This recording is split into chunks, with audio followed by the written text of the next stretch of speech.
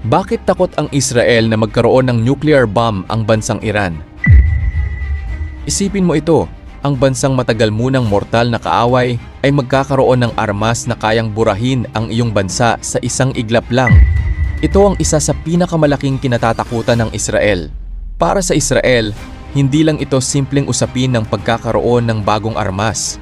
Kapag naging nuclear-armed ang Iran, maaaring magbago ng malaki ang balanse ng kapangyarihan sa Middle East. Kaya sa loob ng maraming taon, malaking bahagi ng security policy ng Israel ang pagpigil sa posibilidad na magkaroon ang Iran ng nuclear weapon. May isa pang dahilan. Hindi ordinaryong relasyon ang pagitan ng Israel at Iran. Matagal nang may matinding tensyon sa pagitan ng dalawang bansa, kaya para sa Israel, ang pagkakaroon ng nuclear capability ng Iran ay maaaring magdagdag ng malaking panganib sa anumang future crisis. Bukod dito, nangangamba rin ng ilang eksperto na kung magkakaroon ng nuclear weapon ang Iran, maaaring mahikayat ang ibang bansa sa Middle East na gumawa rin ng sariling nuclear program.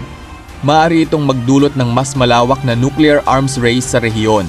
Ang pagkakaroon ng nuclear program ay hindi automatikong nangangahulugang mayroon ng nuclear bomb.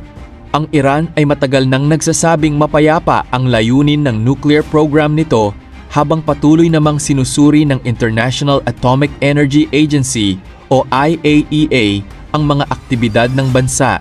May mga isyung hindi pa rin lubusang nasasagot tungkol sa ilang undeclared nuclear material at sites. Kaya nananatiling mataas ang international concern tungkol sa transparency ng programa. At dito nagiging mas komplikado ang usapin. Ang Israel mismo ay matagal nang pinaniniwala ang may nuclear weapons capability kahit hindi nito opisyal na kinukumpirma ang pagkakaroon nito.